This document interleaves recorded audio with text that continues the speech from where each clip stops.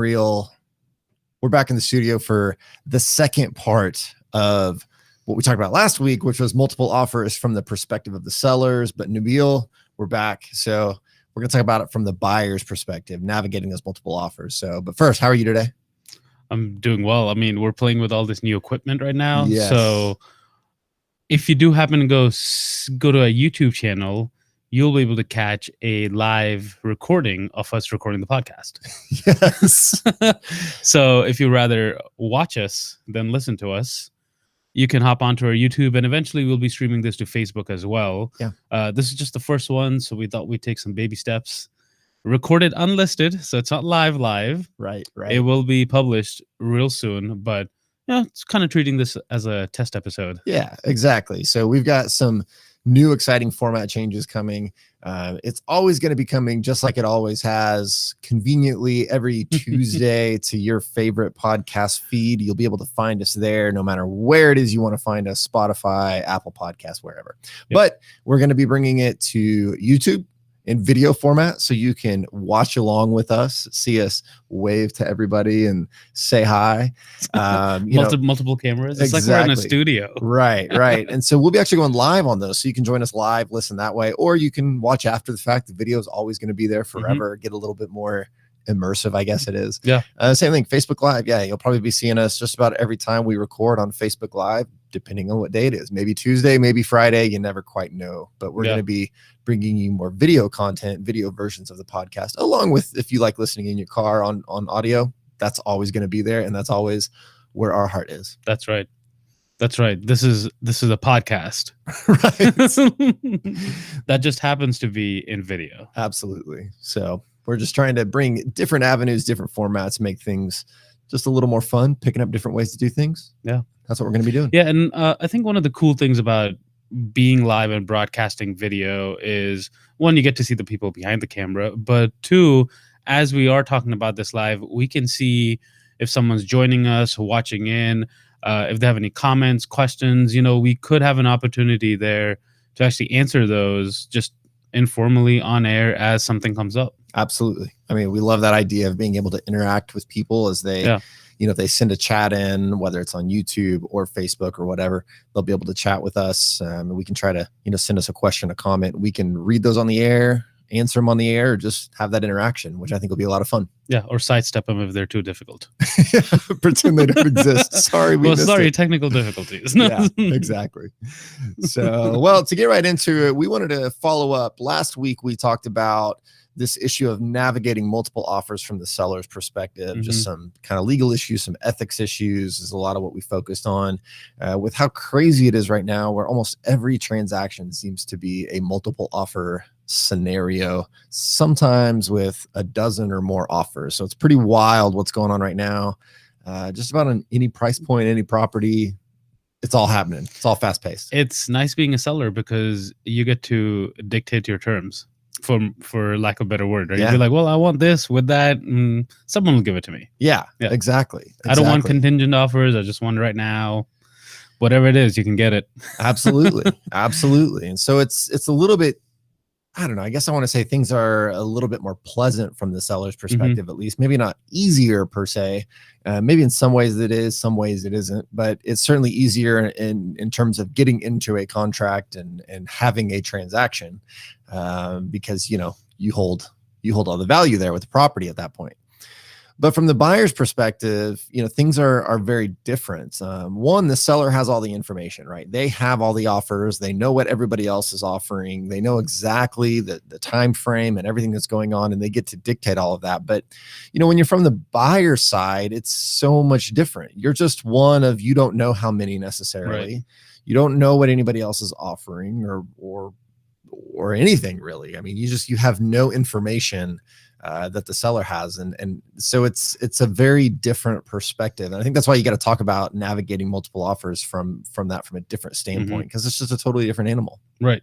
It feels like a shot in the dark as a buyer, but obviously you have your realtor with you, which is you that's listening right now. And so you're shedding some light on the situation. Yeah. But it is I don't know. I like to think it's easier as the seller at this point in the market, right? But like you were saying with the buyer, you don't know what's happening. Yeah.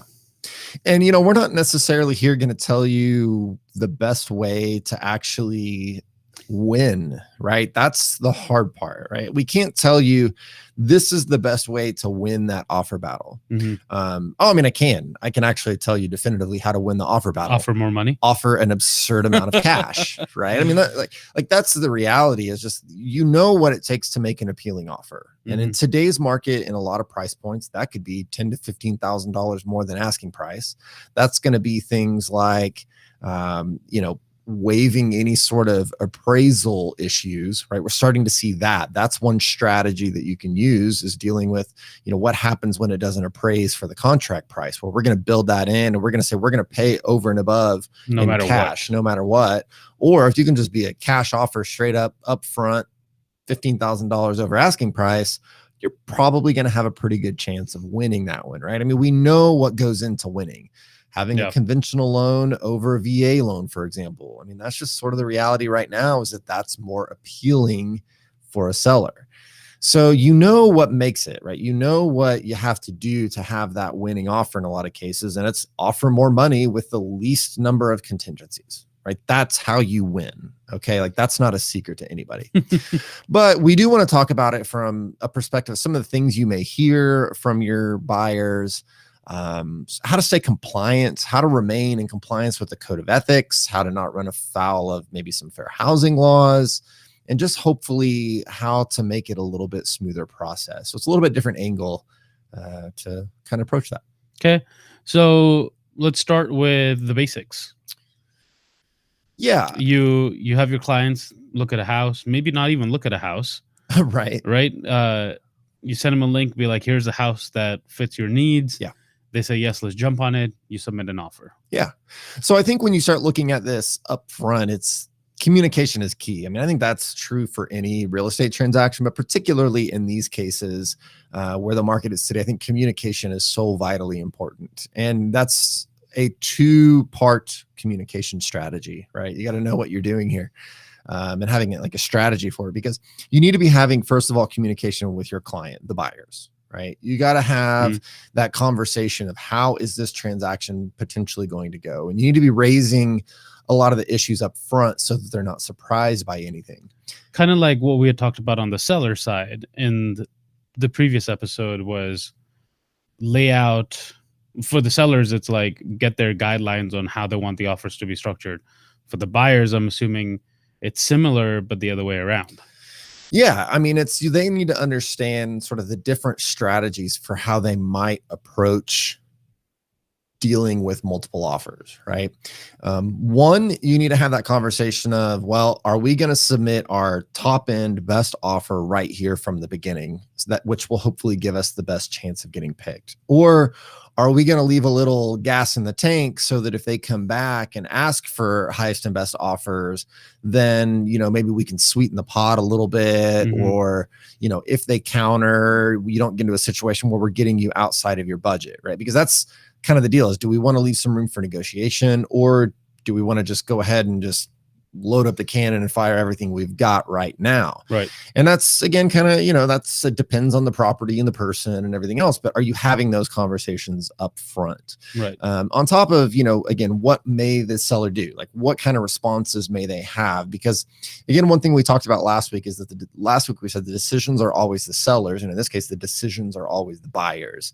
So you've got to be prepared to just educate them and remind them that the decision is yours. I can try to help give you the education and the guidance and everything else, but ultimately it's the buyer's decision on how they want to proceed. And you just have to, based on the experience that you have, and explain now that this is just based on my experience. Every transaction's different, but this may be the type of strategy you want to look at, or here's some of your options. And I feel like part of that would also be, how are the sellers structuring their offering period, right? Absolutely. Because you'd have to tell your buyers, be like, hey, they're getting all the offers by today and they'll pick tomorrow. Yeah. Or they're just picking as it comes, right? So then they're kind of aware of, we're going to have to wait a couple of days to hear back, or we're going to hear back right away. Right. Yeah. I mean, I think that that's certainly an issue, is to understand that those sellers, may have different ways they want their offers coming in. I'm also this gives me an opportunity to say, don't trust a deadline, because you may see in the listing, like, all offers must be in by Sunday at noon, but technically there's nothing that stops a seller from taking an offer before that, right? So if it's Friday at 9 p.m. and the seller gets an offer that's presented to them, they're saying, we want all offers Sunday by noon, but they go ahead and get an offer Friday night for 10,000 over asking cash, they may say, to heck with it, I'm just going to accept it now. So I would say time is of the essence on these always. Don't say, well, we've got a day, week. You may not. Just understand that you may not, even though they say everything by Sunday at noon. It's not binding. It's not binding on anybody. That's more of a preference or a goal or a plan, but that may not be what ends up actually happening. I've seen multiple of those cases. So just kind of be aware of that don't necessarily trust when that deadline's set. It may be for some people. You have a lot of people that say, if I'm going to say Sunday at noon, like, it's going to be Sunday at noon, and I've got that in my listing agreement, but that may not be the case. They may accept something early. You just need to be aware of that. Yeah. So if you're ready to make an offer, sooner the better, right? Absolutely. Absolutely. So, just be careful with those deadlines, because they may or may not be, they may be very soft deadlines. Soft deadlines. Like the pirate code, more of a guideline. It's Pirates of the Caribbean. Are you with me, Nabil? Come on. Okay. Was all the rum always gone? Oh, goodness gracious. Exactly. That's all I know from the pirate. Yeah. Oh, goodness. But there's a lot of other things that could happen when making offers, particularly now, right? Your buyers, for the most part, know that there's multiple offers. It's a crazy scenario. And so they're going to come up with some ideas of how they may want to submit an offer. And you got to be ready to handle this. You got to stand out. Well, absolutely. I mean, that's what they're thinking. Right. They're thinking that. And one of the things we've talked about this, I think did we do a whole episode on it on love letters and Yeah, I'm trying to remember. We did. Yeah. So if you haven't had a chance, go back and listen to that episode on love letters. It wasn't that long ago. I think it was sometime within the last 6 months that we've done that. I will look this up while we're talking. Yeah. This is an issue where, the buyer wants to submit some letter along with their offer that explains why the seller should give them the house, why they should accept their offer. And it's oftentimes, unfortunately, riddled with potential fair housing violations, right? I mean, it's like, oh, well, the kids would love, okay, well, now we've got a familial status issue, or it's right down the street from our church. Okay, well, now we've got a religion issue. I mean, the potential issues that we see in these love letters are just chock full of fair housing violations, if that becomes a basis for why the seller wants to accept the offer. Because for a love letter to be effective, you're going to put in some personal detail. Exactly. Which then becomes a violation, a potential violation. By the way, the love letters episode was episode 143. Okay. So about 20 episodes ago. Okay. Which is, wow, 20 episodes ago. Yeah. So go check that out for a little more in-depth conversation. NAR's put out at least one article that I've seen on it. And our recommendation to everybody is, don't use them. And if you're a listing broker, don't accept them. And if you do, don't pass them on to the seller.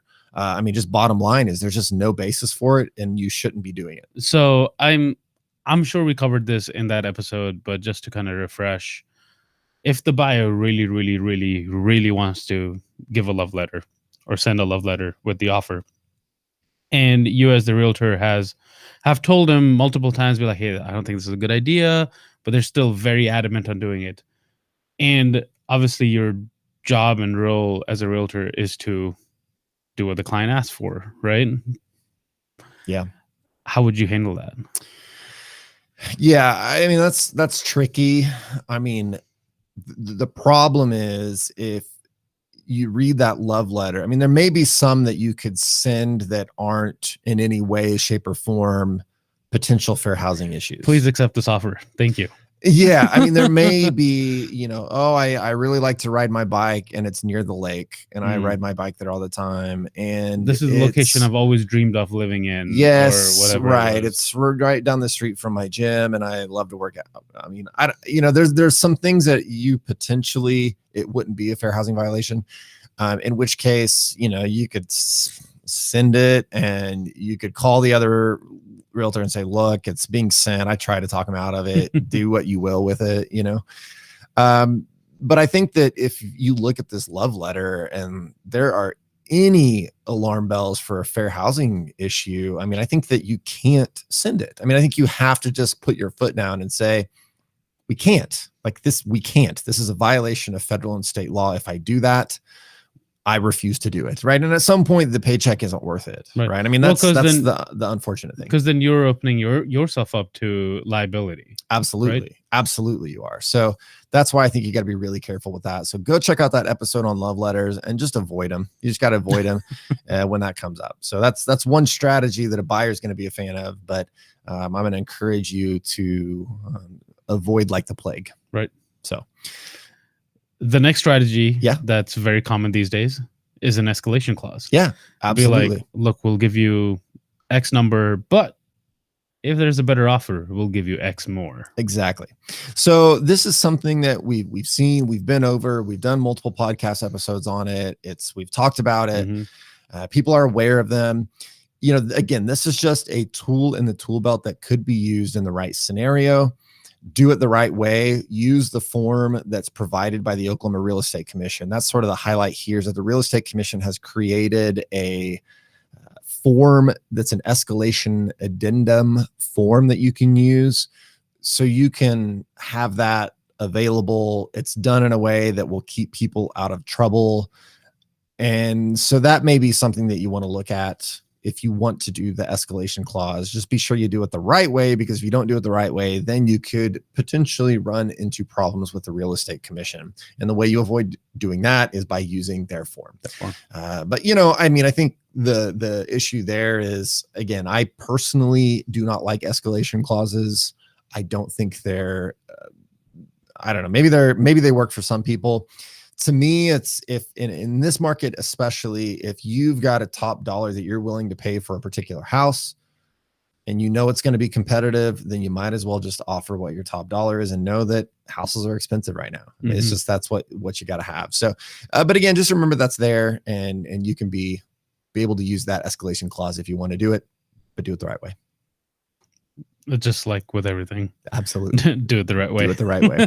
And we're just telling you the right way to do it. So, there's some ethics issues as well. And again, these are some tools that you can use, because there are occasionally issues that I run into where it's like, well, I don't know if my offer got presented, right? This is one question I get. And part of this goes back to understanding that there's variable rate commissions, right? It should be a read receipt. Yeah, basically, yeah.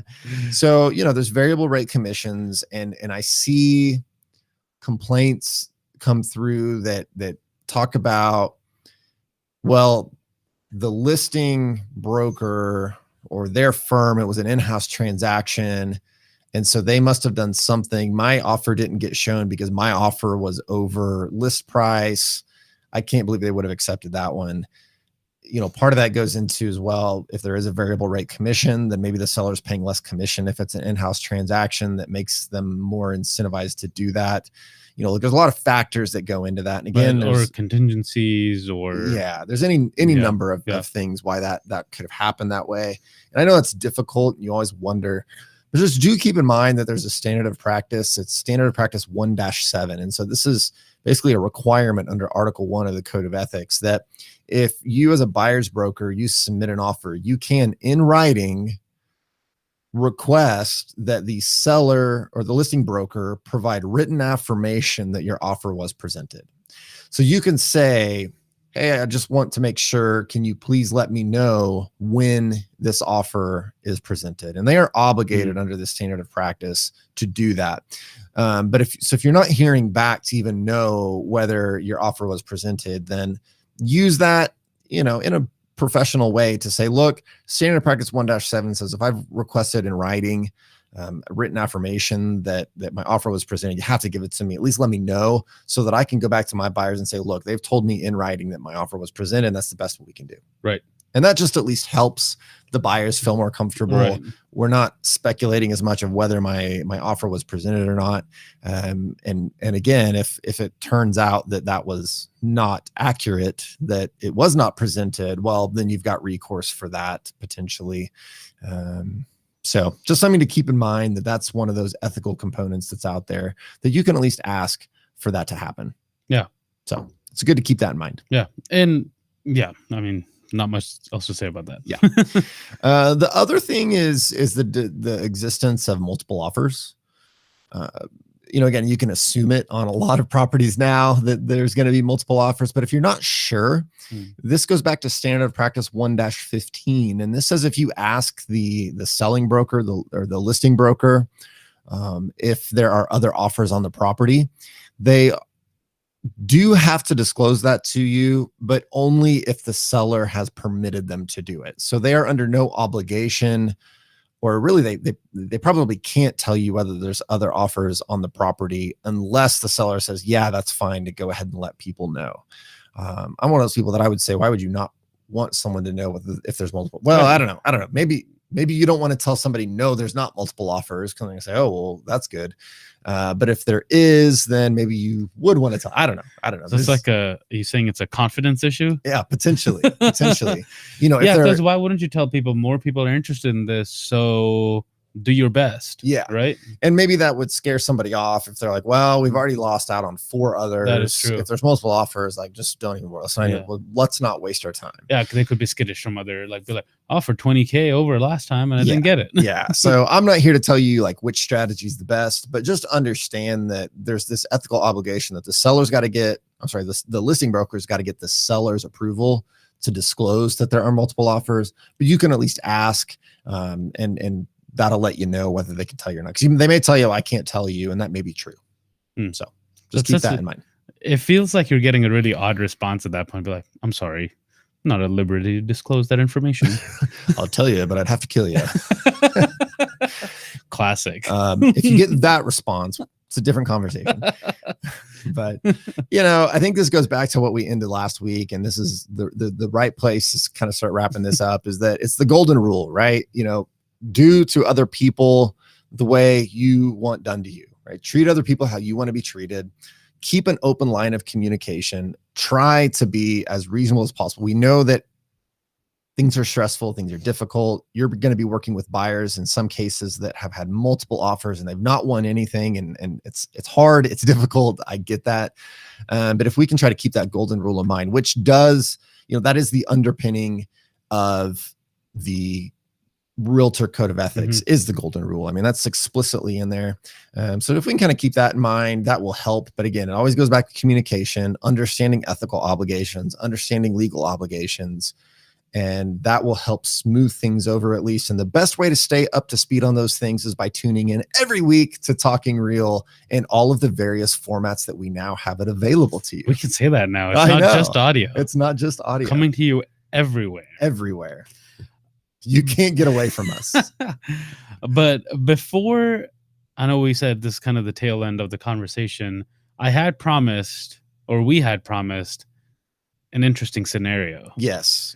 And so we got to fulfill that promise. Okay. So Nabil's got a wild scenario that we'll see what it is. I don't know what it is. Should we turn the cameras off of this one? Yeah, right. Be ready to edit this out. All right. So I had seen online, and take it with multiple grains of salt because it was online, that people were getting pretty creative with their offers. So they would say something like, hey, I will buy you pizza for every week until we close, right? If you accept my offer.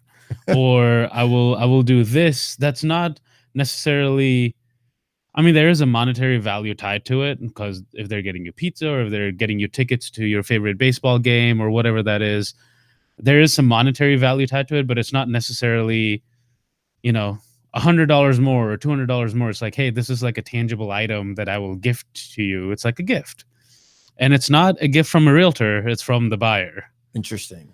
So how would you, because and that got me thinking, I'm like, well, what if I'm buying a house and, while I was walking through it, I might have noticed some like board games, and I'm really into board games. So I'll be like, ooh, maybe I'll just get him this limited edition board game because I saw he had that, or whatever that was. Like, how would you handle that? Is that kosher, or is that? I mean, I don't know. This is a fascinating question. I mean, this is a fascinating question. I mean, it doesn't take into account or doesn't implicate any of like the buyer inducement issues that we've seen, those kinds of things. That's not really applicable because it's the buyer doing it. Usually what we see is the other way around. It's the seller trying to entice new buyers to come in by giving them something, sweetening the deal for the buyer. But in this case, it's the buyer trying to sweeten the deal for the seller. I haven't actually seen that, but I don't know why you couldn't do it. I can't come up with any reason why a buyer couldn't do it, except that, if you're writing that into a real estate purchase contract, and this is a particular issue if they were getting lending, for example, I think that you could run into some problems there. Maybe, I don't know. But like lenders are just funny if you're starting to put too much tangible stuff referenced in the contract that's not just kind of built in. Okay. Could be weird, but I don't know that you couldn't do it. I can't think of any reason why you couldn't. Right. Yeah, because you're not offering. I mean, some people could offer like a really exorbitant amount, like a new car or something. Yeah. And it's like the prices right now. But right. If it was like something like a couple $100, like, I don't know, maybe the lender might have problems. I don't know. It was just something interesting to think about. I was like, if that were true, you could get really, really creative. Well, you could think, some people own investment properties out of the country, right? So you could say, hey, I'll let you go stay at my house in Costa Rica for a week. Right. I guess you could. I mean, I think a buyer could offer that. I mean, again, I would not recommend a realtor offering that, but could a buyer do it? I suppose they probably could. So if they were to do that, what is the correct way? Oh, gosh. I don't know. I don't even know. Is there a correct way, or is this just uncharted territory? I think it's just uncharted territory. My thought is that you would keep it out of the actual real estate contract, that it's sort of a secondary contract that's contingent on the first contract actually closing.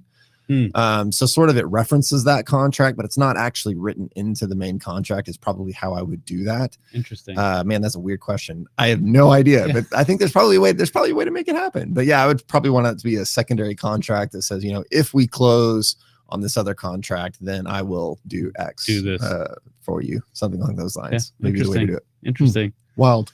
Well, get those creative juices flowing. Absolutely. All kinds of interesting strategies going on here. But man, we hope that we've at least given you some thoughts on how to navigate multiple offers. And again, just to stay compliant, maybe keep things a little bit smoother, keeping your clients informed from both the buyer's perspective and the seller's perspective. And that this was a valuable discussion because it's something that is very common now. I sure hope it was. And if you haven't done so yet, hit that subscribe button so you know when the next episode is out.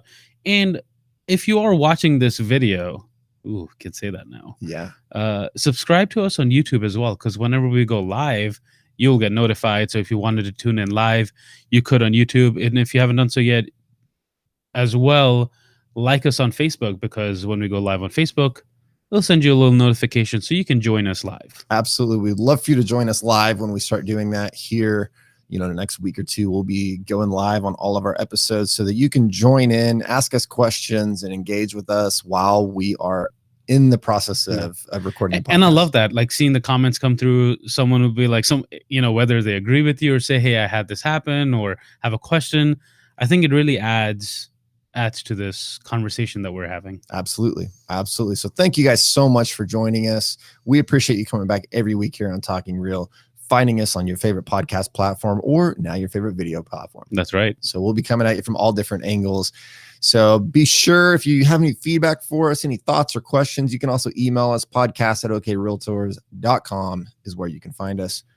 And in the meantime, we'll see you next Tuesday on Talking Real.